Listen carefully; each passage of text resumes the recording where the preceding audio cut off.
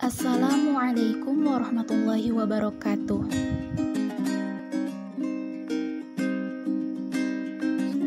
Sebutkan dan uraikan tugas pokok Bank Indonesia. Tugas pokok Bank Indonesia ada 3, yaitu yang pertama, menetapkan dan melaksanakan kebijakan moneter. Hal ini dilaksanakan untuk mengendalikan jumlah uang yang beredar yang ada di masyarakat, sehingga harga barang dan jasa yang ada di masyarakat dapat terkendali. Yang kedua, mengatur dan menjaga kelancaran sistem pembayaran. Sistem pembayaran yang diatur adalah sistem pembayaran tunai dan non-tunai. Bank Indonesia bertanggung jawab untuk menciptakan aturan, kesepakatan, standar, serta prosedur yang digunakan dalam peredaran uang di masyarakat. Yang ketiga, mengatur dan mengawasi perbankan di Indonesia, baik itu bank umum, bank swasta, maupun bank asing. Pengawasan ini bertujuan untuk menciptakan kestabilan sistem keuangan di Indonesia, serta resiko dan juga biaya sistemik yang mungkin akan muncul di kemudian hari. Apa yang dimaksud OJK dan jelaskan pula tujuan, fungsi, dan tugas POJK itu. Otoritas Jasa Keuangan atau OJK adalah sebuah lembaga independen dan bebas dari campur tangan pihak lain yang mempunyai fungsi, tugas, wewenang pengaturan, pengawasan, pemeriksaan, dan penyidikan, sebagaimana yang dimaksud dalam Undang-Undang Nomor 21 Tahun 2011. Tujuan Otoritas Jasa Keuangan atau tujuan OJK adalah yang pertama, untuk mendorong kegiatan sektor jasa keuangan agar terselenggara secara teratur, adil, transparan, dan juga akuntabel. Yang kedua adalah untuk mewujudkan sistem keuangan yang tumbuh secara berkelanjutan dan stabil. Dan yang ketiga adalah untuk melindungi kepentingan konsumen dan masyarakat. Fungsi Otoritas Jasa Keuangan atau fungsi OJK adalah menyelenggarakan sistem pengaturan dan pengawasan yang terintegrasi terhadap seluruh kegiatan di sektor keuangan.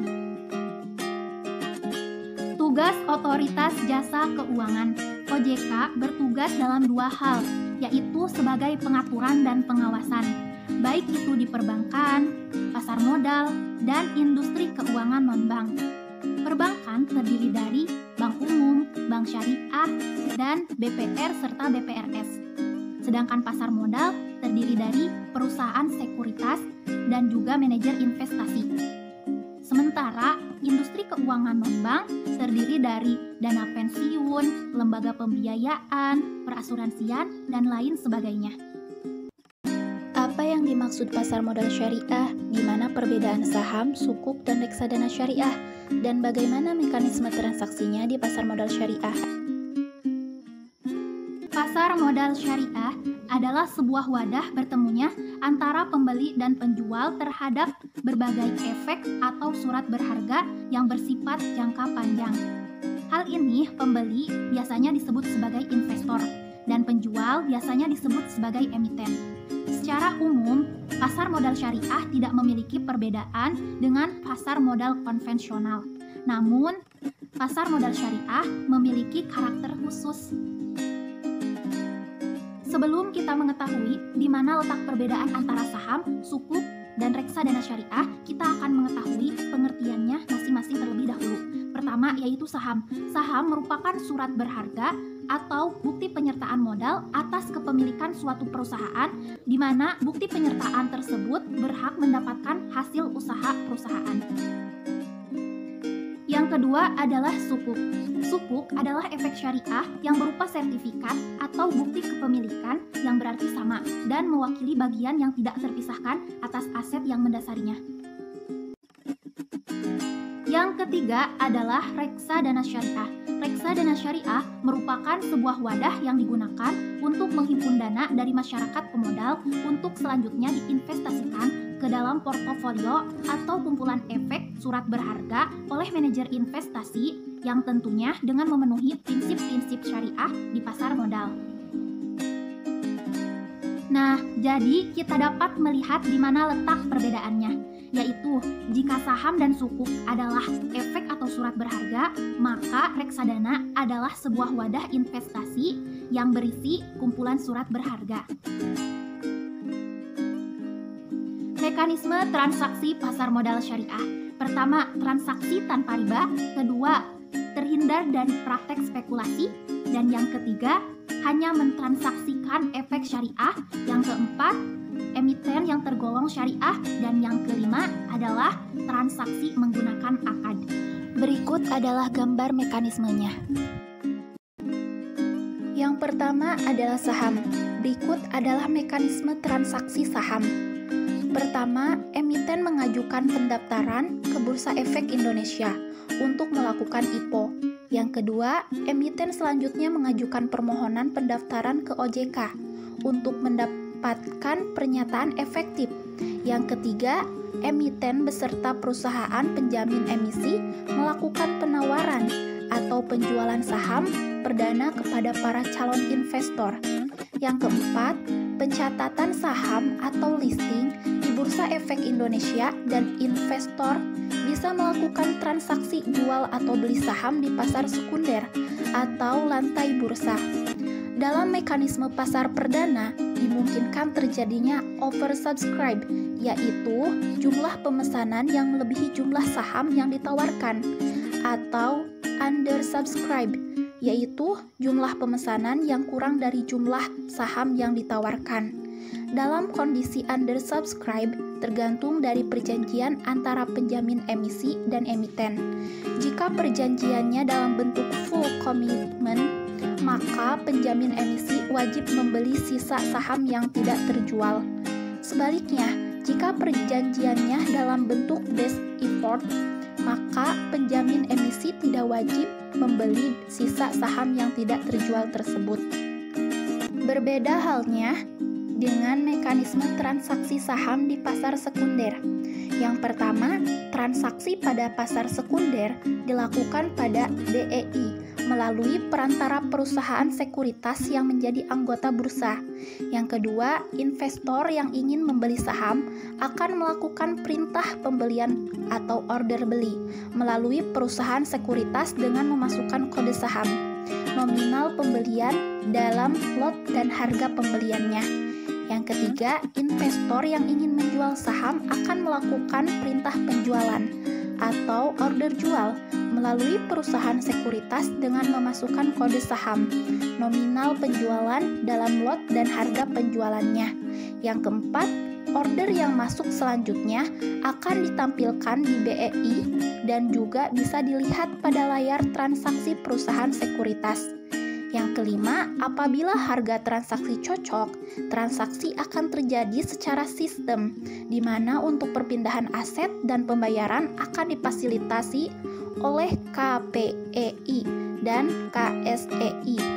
Yang keenam, untuk pembelian, investor harus menyetor sesuai nominal pembelian, maksimal 2 hari setelah transaksi. Yang ketujuh, untuk penjualan, investor akan menerima pembayaran maksimal 2 hari kerja setelah transaksi. Yang kedelapan, dalam hal terdapat libur, maka yang diperhitungkan adalah hari kerja. Order beli atau jual dapat dilakukan secara online melalui sistem yang telah disediakan oleh perusahaan sekuritas. Nah, yang kedua adalah mekanisme transaksi sukuk.